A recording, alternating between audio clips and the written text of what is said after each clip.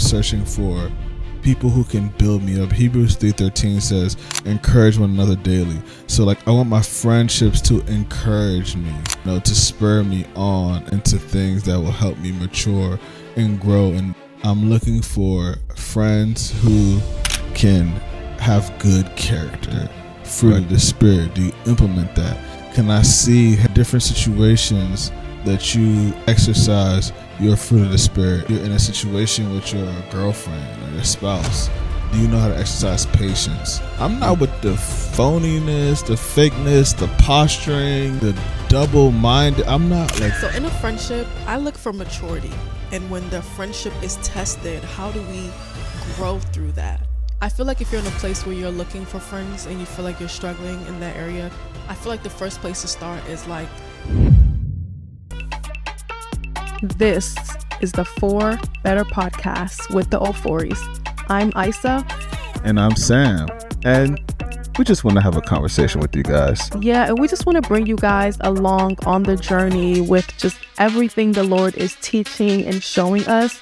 That's the good, the bad, the ugly, and the better. And that could look like bringing you into our home where we're having a tough conversation and we actually are figuring it out. That could be anything from family dynamics to friendships and everything in between. We just want to make sure that this is something that edifies you. Yeah, because things are for better or for worse, but we believe that the worst should make you better. And that's why we have this podcast. So join us as we get better, and hopefully we can get better together. Hey guys, welcome back to another episode of the For Better podcast. I am joined with my husband. Hey baby, welcome. How you feeling? How you doing? Thank y'all for tuning in, and y'all know things are for better or for worse, but the worst should make you better. So that's why we got this podcast. Babe. How you Oh man, on camera though, you gonna... My shirt though, bro. Our shirt, babe. Can you even name 5 teams on that shirt? I cannot. But that's why I'm wearing it with you, not out. Because if somebody would have asked me, I would not know. Well, go ahead. I'm sorry. That's part of the benefits of being married is you can raid your husband's closet. I can't do the same thing, unfortunately. Yeah. So I love that for me. So I mean, let's just go ahead and jump right in. What are we talking about today? So today we're talking about friendships. Yeah, we are some young 30-somethings. I don't even claim 30s, okay? I'm newly in. Give me a couple. That's what I said, young 30-something. I don't know. Okay, go ahead. That's fine. I ain't afraid of my age, but, at this point in our lives, friendship looks different than it did when we were 15, 16, 17. Yeah. And so we kind of wanted to talk about a little bit of our experience and kind of what we are understanding and learning and maturing and growing in as it comes to friendships. And so hopefully you guys can relate, drop comments, tell us your thoughts and ideas, feedback, all of that.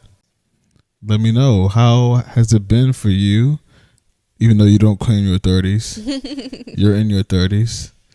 How has it been with friendship? What does that look like for you?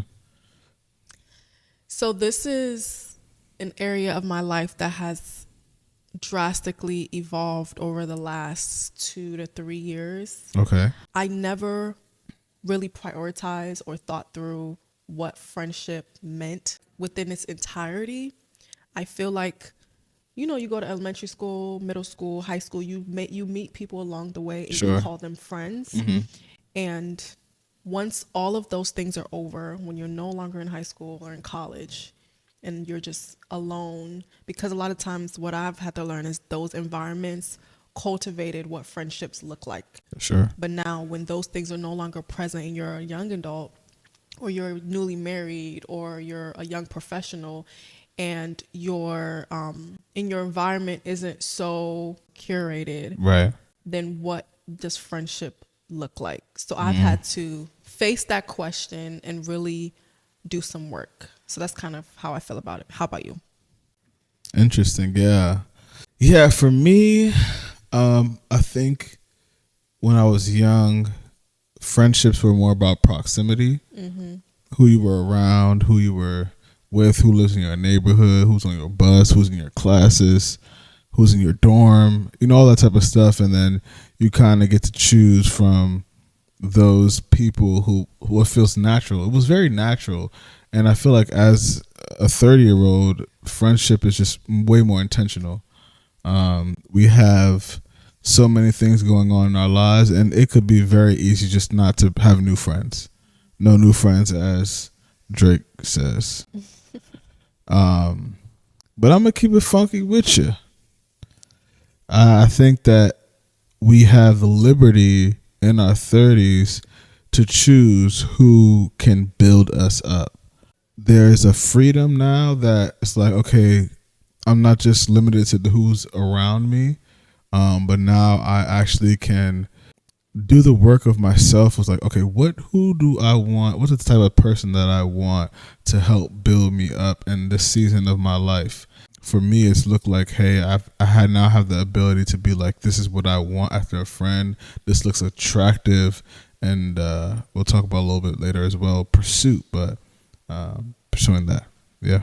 While it is more freedom, I think it's also like a double-edged sword, because in one sense you do have this freedom, but this freedom also requires you to do something. Sure. It requires more of you, and I think that we don't often think through that when we think about the freedom that it comes with. Yeah, sure. So what do you think? I mean, I guess because for me, I feel like friendships can be very difficult. They can be really hard. Why? I feel Why? like it's not as easy as. Why is that? Oh, see, y'all, she put the coffee down. Well, it's chai tea. She put the latte down.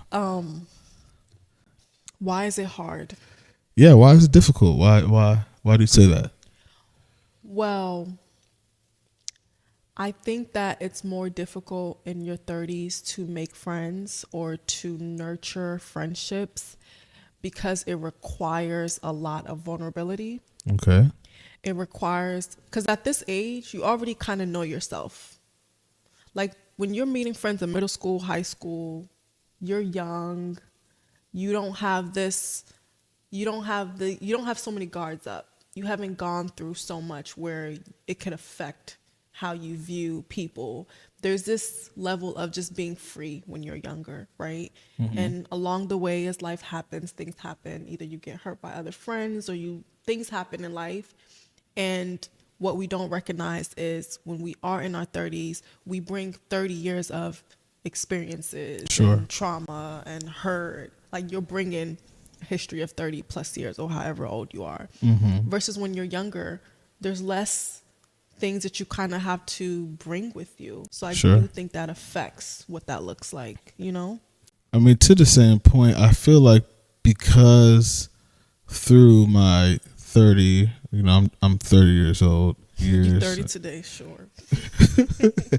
Yeah, through my years of just friendship and stuff, it's like I have friends. I don't need friends. When I think about Proverbs 17:17, it says that a friend loves at all times, and a brother is born of adversity or in adversity. And I have had friends who have been with me from some adverse times. They're not all believers. Some of them are walking towards it. Some of them are not there. Some of them are there. But altogether, I've had brothers walk with me in times of adversity. And so it's like I have this foundation already set to where it's like I need friends who are going to add to that foundation. And so I think I have, like, whereas before when I was younger, it's like whoever I'm around, I'm like just, building a relationship with. Now it's like, okay, I'm choosing who I feel like will add something to my life because I already have that foundation of friends who, like, man, I could just call them at any time for whatever the reason is. And if they're available, if they can do it, even if sometimes they got to stretch themselves, they will do it. And that is such a freeing place to build other friendships from, rather than feeling like, man, I need to have community because I don't already have that. I love that you bring that up because that just kind of reminds me of how differently men and women experience friendships. I'm glad you went here. Yeah, because I am so glad you went here. okay. Well, I mean, as you're talking, that's what I'm thinking about. I remember going back to when we first started dating, and you told me you had a best friend, and I'm like, yeah, I barely even talk every day. But for you, he was your best friend. Like, you guys didn't have to talk every day. Shout out to you, Mike. And for me, a best friend looked like we're talking every day. We're doing life together practically. So I just think men and women approach friendships differently, and that informs how we navigate it. Yeah, just even as husband and wife, sometimes how you interpret, because I mean, we all want our friends to be our spouses to be our friends. And so how we interpret that is different. I grew up, my friend is someone who I sat down, played the game with, went outside, went to the swimming pool, went to play basketball, came back in, played more games. Like, we just had fun being around each other. We didn't even have to know what was going on in each other's lives. We didn't have to know, our innermost thoughts, but women, it's like they want to know all the details about your mind, the way you work, the way you think, the way you process. And so, like, friendship, at least real deep friendship for a woman, looks a little bit more like that, and so I'm just so happy you brought that up, because I feel like, man, I told y'all we keeping it funky today, okay?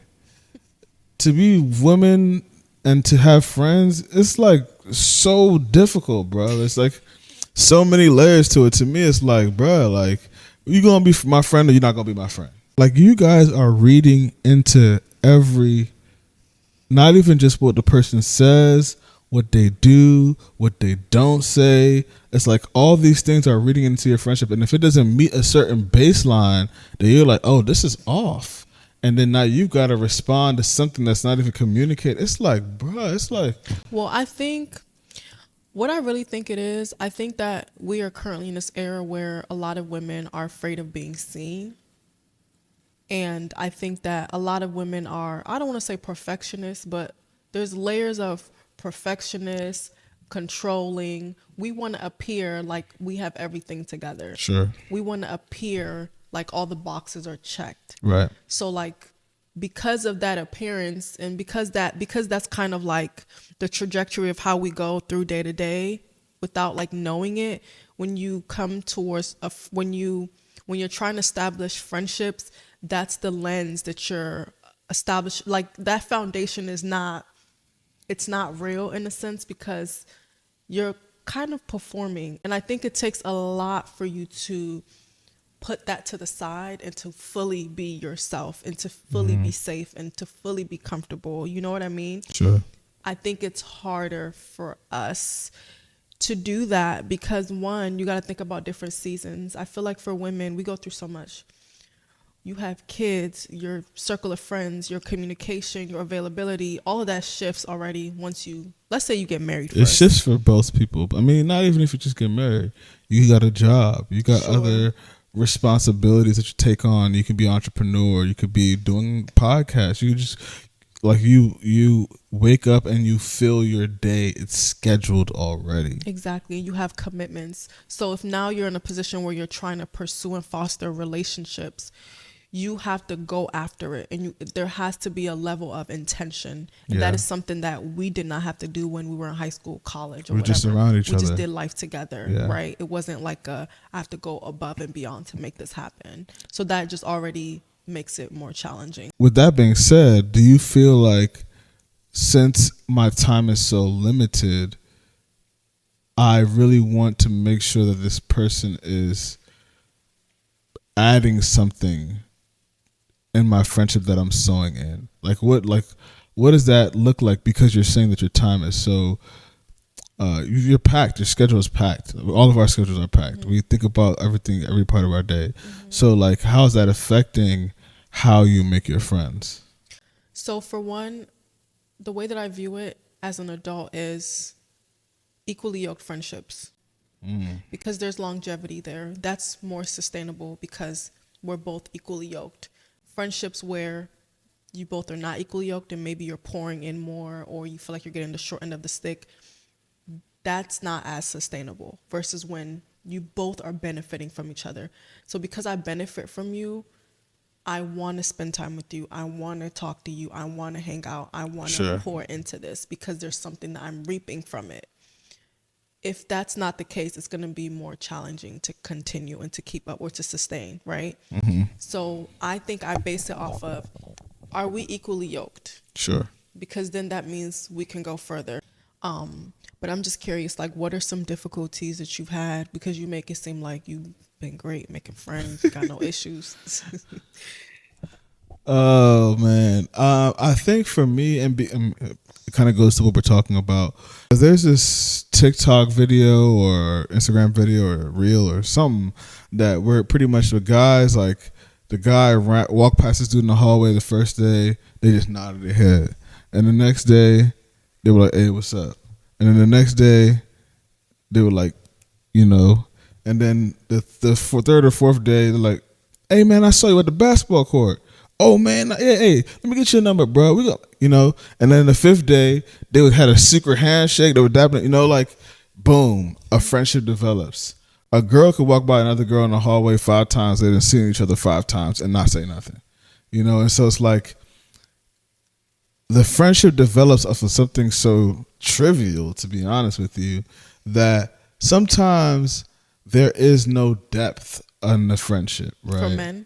For men, like in terms of like we just around each other because we're comfortable, we have fun, we enjoy each other's company, we can banter, we enjoy similar things, but are we building each other up, right? And so to answer your question, I think for me the challenge is, number one, not just building friendships around people that I'm comfortable with, but building friendships around people that can challenge me and that I can gain from, you know, and not just have fun with. Right. And then secondly, you know, I have this thing where I feel like I'd rather tell people my testimony than tell them the trial that I'm enduring.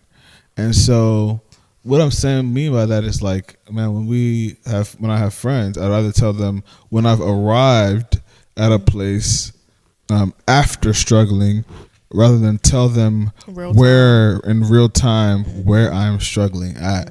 And the vulnerability and the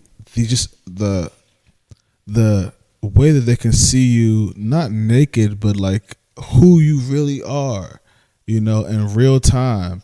I think that's so important. The Lord has really taught me over the last year to really be vulnerable in real time, so that some of the things that I may be going through could take a lot less time if I'm vulnerable with these gentlemen who I feel like can build me up, can challenge me, can walk with me, can grow with me. Like, how much quicker can I go through things? How much more different insight, maturity can I receive, you know, if I'm vulnerable in real time, rather than waiting till that trial or test or, you know, difficulty is over, and then telling them a testimony. And it's like, bruh, why you ain't tell me? We could have prayed together. I've been through something similar. I'm struggling with the same thing. You know, I think these are some of the things that guys we lack, you know, where women are like telling themselves everything about each other. I mean, there's a point of that I feel like we could talk about a little bit too, but yeah, what are some of the difficulties that you've had? Or That's a really good question. I think some of my difficulties, if I really internalize and look at historically how my friendships have been, look at. Sorry. I feel like I've looked for friends that check all the boxes. Okay. In terms of like they meet me in every single season, like they can relate with me in every single way, right? And I feel like a lot of the friendships that I've had in the past, I've always been the one that kind of like pours in terms of like spiritually. Feel free, babe. Yeah, I feel like spiritually, I was always the one that's like pouring out. And like I said, I realized over time, like you want somebody that can pour back into you in that way as well. You know, it's just so much more life giving Sure. when you experience that in a friendship. So I feel like the difficulty for me has been finding friends and people that align with me spiritually. How I view family, how I view marriage, how I view parenting, how I view community, how I view all the practical day-to-day things. You know what I mean? And being able to talk with people through that and them offer me a perspective that's aligned with my approach. So can I ask you a question? Sure. Do they have to align with all those boxes? Is that what you're looking for? Or is it like some of those boxes? Or like how do you interpret or internalize that? Well, that's a great question because I feel like that brings me to, like, when I look at Jesus in the Bible, he had different groups of friends. Right now I'm focused on my three. So Jesus had three: John, James, and Peter. Those were his three closest friends. And then he had the 12 disciples, right? So I'm speaking in context of like intimate, close friendships. Sure. Now, obviously, I want friends that are walking through different seasons, right? Okay. Because there's different ways we can kind of benefit from each other that looks different from what the three will look like. You know what I mean? Sure. But I'm more so speaking like an ideal situation where you have a close friend. What would you be looking for? I would be wanting a person that I can share my life with entirely, and we align. You're You know what I mean? Jonathan. Well, the thing about that whole concept is, yes, yes, my Jonathan. Can you explain what that, or you want me to explain? Oh my gosh, I love that story. I shed a tear when I read it for the first time. Such a beautiful, powerful story. But yeah, you want to share? Yeah, so I mean, Jonathan was David's quote unquote best friend. Not quote unquote. They were best friends. They were. Yeah, So I mean, I just don't know if Jonathan would or David would be like, oh, that's my bestie, you know, like I don't know. They had But a covenant friendship. yeah, they like it said that Jonathan loved, or scripture says Jonathan loved David's soul. Like he loved who he was, the essence of Jonathan, like pursued him. And so that, I think that's what you're referring to. And I feel like we can have different kinds of friends. Right. And, but you're referring to in terms of and there we go. It's, again, with the woman, your mind automatically goes to that type of friendship. Yeah. Because that's ideal. Like, you know, because you already know you're going to have your 12. So with that being said, like, what exactly do you look for in a friend? Does it look different now versus when you were younger? Yeah, it definitely looks different now than when I was younger. Again, we talked about the proximity piece when I was younger. So, like, I really loved those friendships because those friendships when I was younger, like, y'all know my neighborhood IDP. She looking at me, IDP, we strong. Y'all know my friendships when I was younger, like I said, they're tried, they're tested. There's been different events, trials that people have walked with me through. And again, everybody isn't on the same spiritual level, so there's nuance to that. But there are people who I know I can call on, you know, and I think that is very important. But now, as I get into my 30s, number one, I have a friend in Jesus. And so because I have a friend in Jesus. Did you say as I get into my 30s? Yeah, I mean, like in my mid 20s is really when I got saved. Right, I'm joking. You know, and so it's like now I really understand what it means to have a friend in Jesus. And because I have that, there's just a foundation that's there that's like I'm not searching for a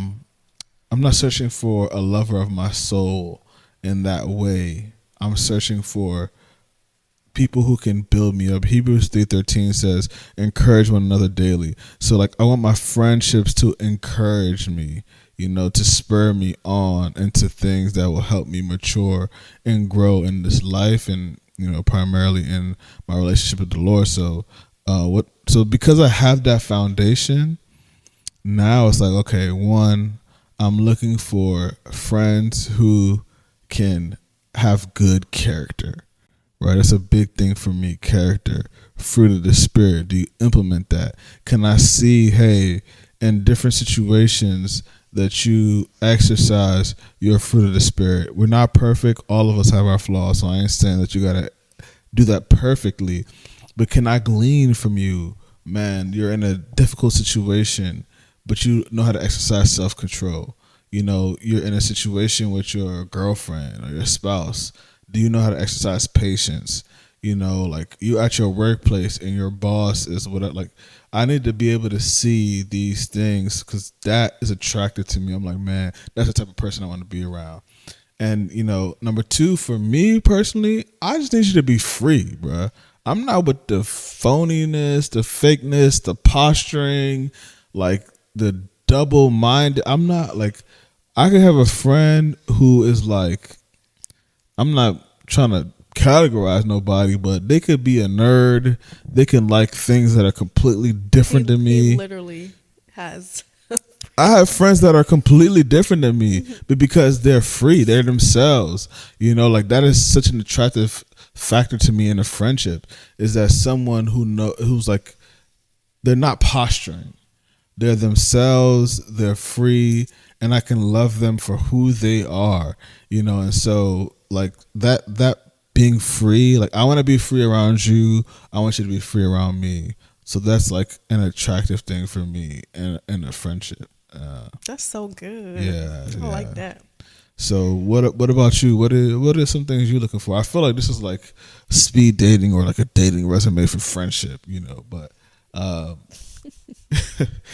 what are some of the things that you look for in a friend? Yeah, I wouldn't say. Well, I'm not like looking like, you know. We're just. If you were okay stumbling across someone, what would be an Character. attractive thing to be like, man, Right. I think I want to be this person's friend. Okay, and I'm not saying like I'm not like looking. I'm just saying like we're speaking. Lord, I'm not involved in this.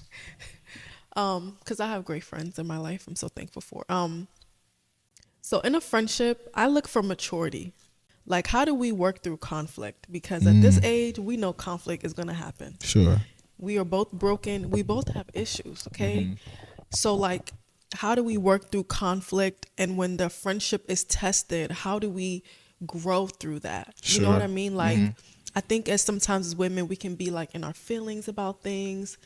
And sometimes even talking about those things can be hard.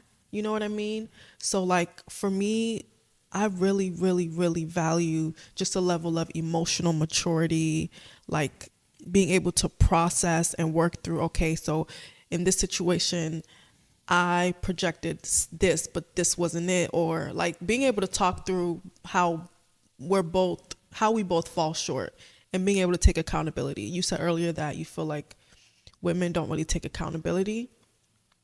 Actually, oh, you didn't? Okay. Well, you be saying that when it's me, one we talking. She's projecting, guys. But yeah, I feel like just taking accountability, growing through those things, and being able to communicate, you know, I think it's so important to me because I would love to not guess what you're thinking or what you're feeling. If there's an issue, I would love for us to kind of talk through those things. Okay. And I also think that friendships should be tested. Like if you're in a friendship where it hasn't been tested, I have friendships like that now where like we haven't really gone through much, but that's obviously because of the time. Yeah. The more time that is added to that friendship, obviously it will be tested with, you know, in due time. I also really value like how you carry yourself. You know what I mean? Like just having integrity, having character, walking in the fruits of the spirit. I mean, I feel like we both are kind of similar in terms of those things. I just think things like that exude Proverbs 31, you know? Yeah. I get what you're saying. Yeah. So, yeah. You know, I think that, you know, because our lives are so full at this age, you know, I think definitely we should be aware of the people that are around us and how we can develop, you know, fruitful friendships that will help mature us, that we can mirror each other. But I also think that, man, like when you're able to be mirrored by someone like other than your spouse, it's such a filling thing. Can we go there real quick? Because I feel, sorry, I'm going to cut you off. No, go ahead. Okay. I feel like there's a level of sanctification Yeah, that's the word I'm looking for. that also happens in friendship, Yeah. which is necessary. Absolutely. I think sometimes we run from the sanctification. And I think an issue that I've observed with how we do friendship is we're easy to quit, give up, right? I feel like we're so self-absorbed. Like, you didn't do this, you need to do this, you need to do that. You know what I mean? Like, it's about how does this person serve and benefit me only? Mm-hmm. There is a level of sanctification that is required in a friendship. Sure. And I think that's a healthy thing to welcome, not necessarily run away from, but you have to discern what friendships and like how to categorize them. So like when I look at Jesus, can I read the scripture real quick? It's Matthew 26, starting from verse 36. It says, "Then Jesus went with them to the place called Gethsemane, and he said to his disciples, 'Sit here while I go over there and pray.' Taking with him Peter and the two sons of Zebedee, he began to be sorrowful and troubled. Then he said to them, 'My soul is very sorrowful, even to death. Remain here and watch with me.'" Okay? So what that demonstrates to me is that even in friendships, there is a level of discerning of what people you bring into what spaces. So this was a Okay. very intimate moment Yeah. that Jesus was having. And out of the 12, only 3 were there. And he even told them to wait and pray. And then he went alone, right? So he was able to kind of discern that. And if you go a few verses prior to this, they were all the 12 were together. And then he took the 3. So I think when we think about like sanctification in friendships, it can be harder if we're not categorizing it accordingly. Okay. So if I'm trying to apply that to a 12 versus a 3, then that will make it a little bit more challenging versus the 3 that are called to be my 3 in a sense, which for Jesus were John, James, and Peter. And when I say your 3, it's more so like those 3 saw him in his most intimate, vulnerable places. Sure. Right? So I think it's necessary to discern that, because then we could approach sanctification in a healthy way, because it's beneficial for us. Yeah. There's a level of maturity and growing that I can reap from friendships that I may not be able to reap in my marriage in the same way, you know? Sure. I just think that, in our age when we're cultivating friendships, there's so much to think about now. Yeah. And we have so much less time.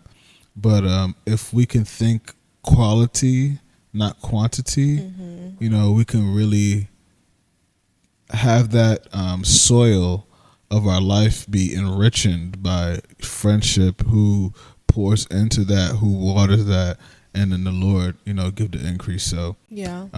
we're still learning.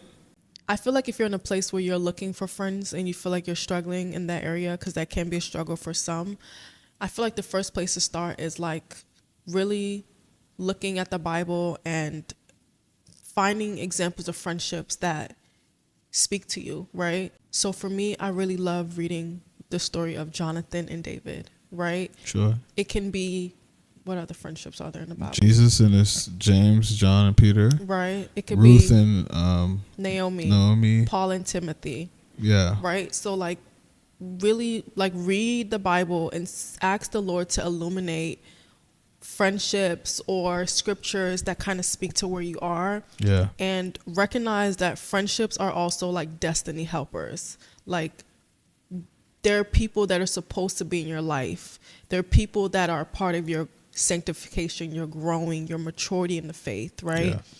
And there's so much beauty in community, and I do think that the enemy wants to rob us from those things. Sure. And kind of keep us in isolation. So I feel like there is a level of stretching that we personally have to do. So like I've had to do a lot of work within myself to realize like, okay, I don't think I've always been the greatest friend. I feel like there are a lot of ways that I had to grow and have an awareness about my challenges and then do the work towards that. But I think that's the place that a lot of us may not want to go, but Sure. I think it's necessary, Yes. and it's needed.